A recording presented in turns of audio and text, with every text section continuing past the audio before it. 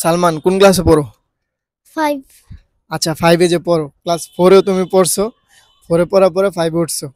এখন 4-এ তোমার কেমন রেজাল্ট হয়েছে? ভালো। ভালো বলতে কি একটাও কি ফেল করছো? সত্য কও। উম, এক দুইটা। দুইটাই ফেল করছো। এই যে তুমি পড়ালেখা করতেছো, তোমার উদ্দেশ্য সম্পর্কে কি তুমি জানো যে তোমার উদ্দেশ্য কি হওয়া উচিত ছিল বা কি? তুমি কি চাকরির জন্য পড়তেছো? না। তাহলে তুমি যে পড়ালেখা করতেছো এর উদ্দেশ্যটা কি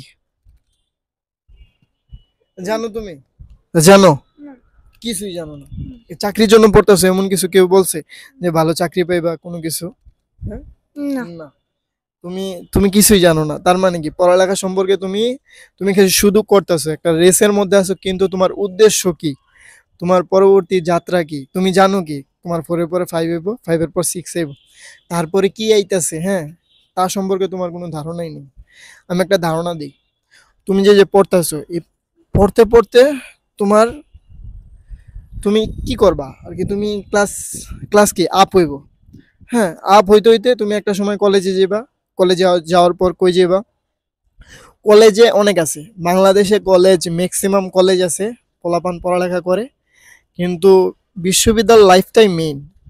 কলেজ লাইফে তোমার জিগাইবো না যে তুমি কোন কলেজে পড়ছো, হ্যাঁ, বিশেষ কইরা, কিন্তু তোমারে বিশ্ববিদ্যালয়ের লাইফে জিগাইবো যে তুমি কোথায় কাটাইছো বিশ্ববিদ্যালয়টা।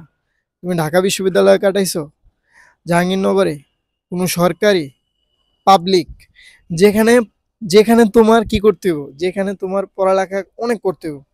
এই যে তুমি ছোট থেকে যা পড়তেছো, হ্যাঁ, স্কুল লাইফে 6 থেকে 10 পর্যন্ত যা পড়বা, পরে কলেজে যা পড়বা, হ্যাঁ, তার কি, তার একটা পরীক্ষা হইব, বিশ্ববিদ্যালয়ে ভর্তির উপযোগী কিনা তুমি, তার জন্য একটা পরীক্ষা হইব।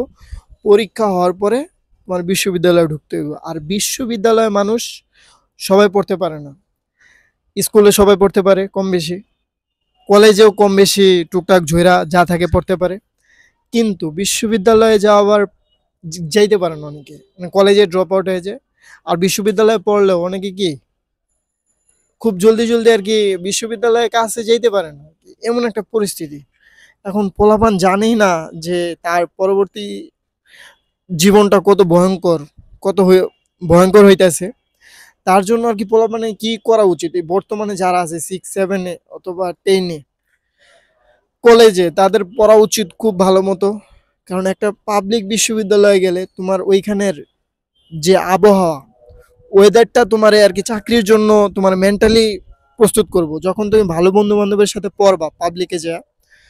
আর পাবলিক তুমি একটা ব্র্যান্ড বলতে পারো, পাবলিকে গেলে আমি পাবলিকে পড়তে পারি নাই, কিন্তু পাবলিকের আন্ডারে, ঢাকা বিশ্ববিদ্যালয়ের আন্ডারে, কিন্তু যারা ঢাকা বিশ্ববিদ্যালয়ে পড়ে তাদের দেখলে আমরা একটু আফসোস করি। কারণ ওইখানে গেলে ওইখানে লাইফটাই অন্যরকম, অন্যরকম বলতে আর কি ওইখানে লাইফটাই স্পেশাল। আর চাকরির জন্য পরে, আগে আমাদের ভার্সিটি লাইফ, তারপরে চাকরি। চাকরি তুমি করতে পারবা, চাকরি বলতে অনেকে ছোটখাটো ব্যবসা করে, এটা টাকা আর্ন করা যাবো, কিন্তু তোমার এই নলেজ, তুমি একটা পাবলিকে যাইবা, পাবলিকের জন্য এখন থেকে মেন্টালি প্রস্তুতি নিবা, এইটা আগে। এইটা যখন টাইম ফুরায় যাব, তখন আর তোমার আর টাকা কামানোর সময় থাকবো, কিন্তু তোমার এই পাবলিকে প্রস্তুতি নেওয়ার টাইম যখন ফুরায় যাব, তখন তুমি হায় উতাস করবা, আফসোস করবা।